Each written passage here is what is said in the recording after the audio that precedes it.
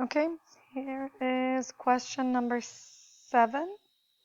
We already answered question number 5 and 6 as we were answering question 1, 2, and 3. Number 7 says peanuts, which cost $3.50 per pound, are to be mixed with almonds, which cost $8 per pound, to make 20 pounds blend that sells for $4.50 per pound. How many pounds of each should be used? So $3.50 per pound, so that would be 350x. It's good that you define x and y before putting into the formula. So saying x is the number of pounds of the first one, peanuts,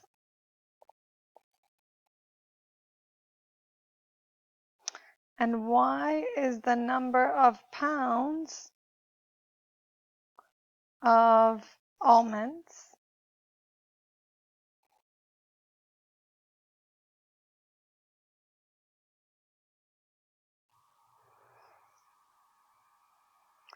So $3.50 of x plus $8 per pound of almonds, so 8y, together is equal to 20 pounds of $4.50.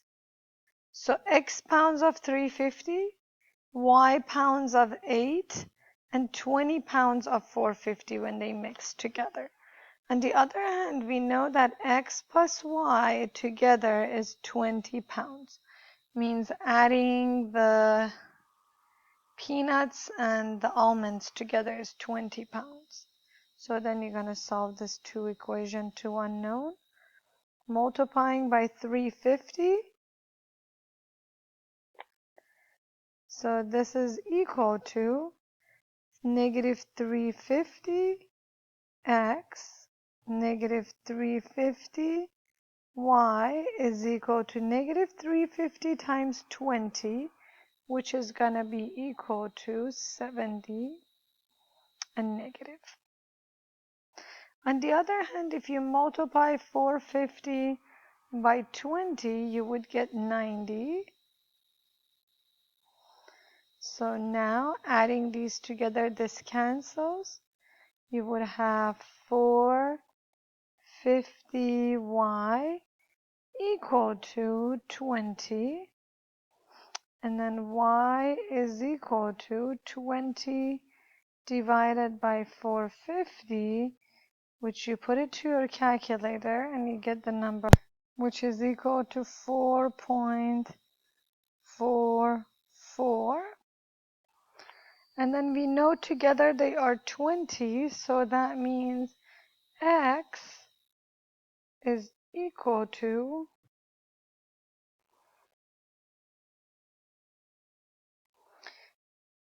20 minus 4.44. That is equal to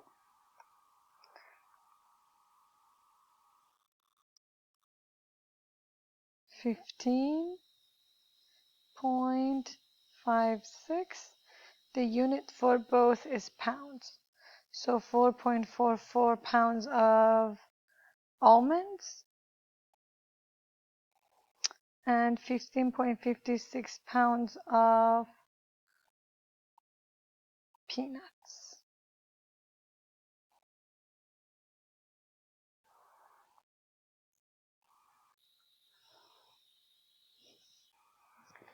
Next, Terry, Cece, and Jake can pack 176 orders per day.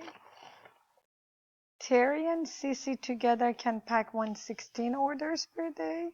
Cece and Jake can together pack 122 orders in one day. How many orders can each of them pack alone in one day? So the last sentence usually gives you a good clue that what X, Y, and Z is. So I'm going to use the letter of their name this time to make it easier. So for Terry, for T to be number of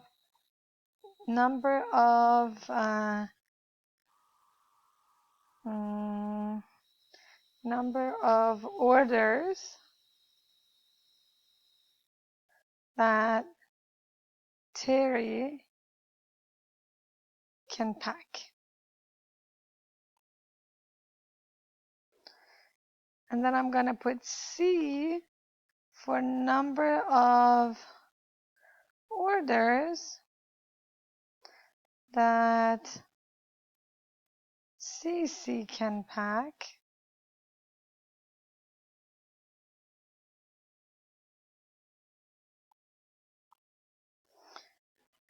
And then J, number of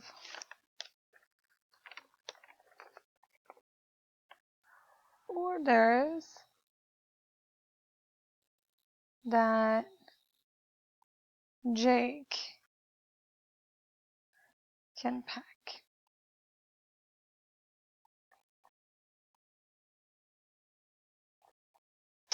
Number 8 again says that together T and C and J can pack 176 items.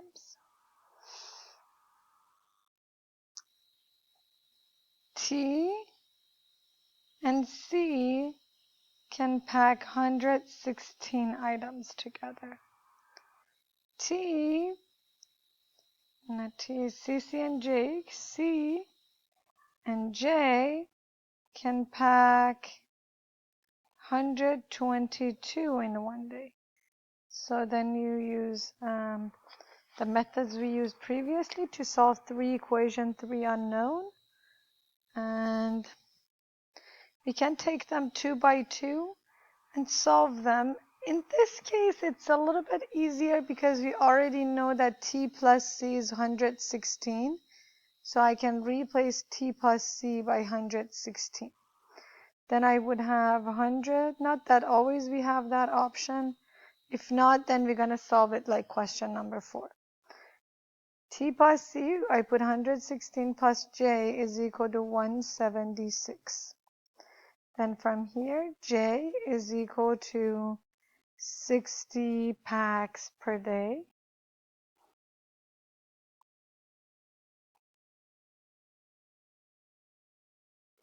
Then from J, I can go to the third equation. C plus J is 122. J is 60. So C is equal to 62 packs per day.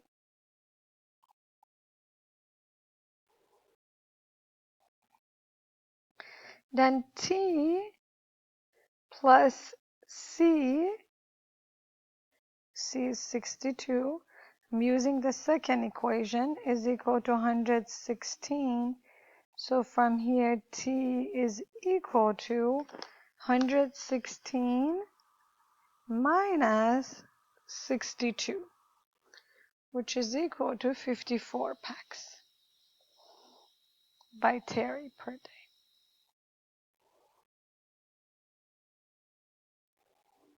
Okay.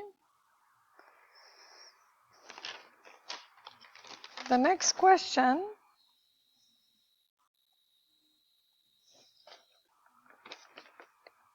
is solving inequality number 21. That is 5x plus y less than or equal to negative 5.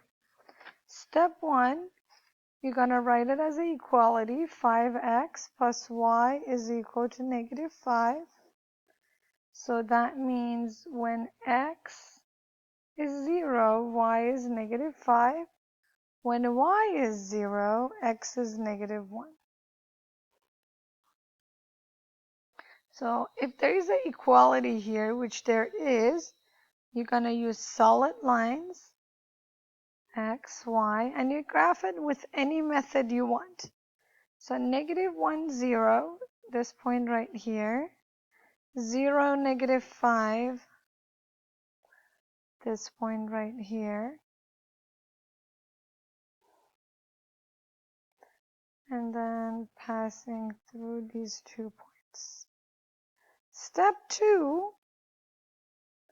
says pick a point for any side, let's say from this side of the ball, and usually 0, 0, if it's not on the line, is a good point to pick. So replace it in the original. 5 times 0 plus 0 less than or equal to -5. 0 plus 0 is 0, less than -5. Is that true? No. So that means I don't highlight the part that has the point. I will highlight the other side. So this is the solution to the inequality. So step 1, you graph it. Step 2, you pick a point. And then if the point is matching, you highlight the side of the point. If it's not matching, then you are highlighting the other side. So I accidentally erased the graph. So here it is. So the solution is the part that I have highlighted in red. Next question. Number 25. It's a system of inequality. 2x minus 3y is less than 6.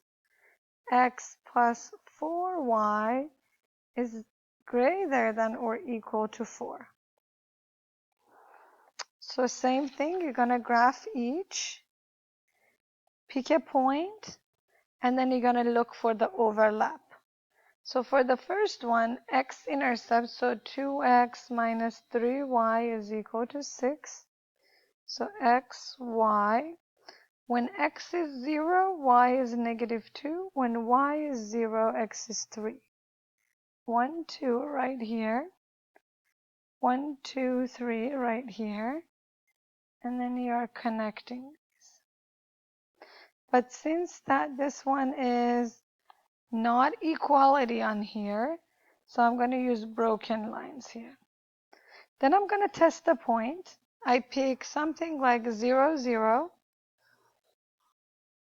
So if I pick 0, 0, and I put 0, 0 here, 0 minus 0 less than 6. Is that true? Yes. So that means I need to highlight this side of the graph because 0, 0 is a solution to that inequality. Now I go and graph the next one. X plus 4y is equal to 4. X, y, you can graph it with any method you want. Y is 1. When y is 0, x is 4. So that would be 0, 1 right here. Sorry, 0, 1. And the y is 1, 1 right here. And 4, 0 right here. So 4, 0 here, 0, 1 here. So I'm going to use solid line here because it has the equality right there. So it's going to be a solid line. I'm going to pick 0, 0 and test. If I pick 0, 0 right here and put it on the second equation, so I have 0 plus 0 greater than 4. Is that true? No. So that means I highlight the other side of this one that doesn't include the 0, 0. So that's that side. The solution to the system is the part that has overlap. So I'm going to use blue here to identify where the solution is, exactly where I have the overlap of the two functions. So that part is the solution. I want you on the test clearly label where the solution is. So the blue part is the answer.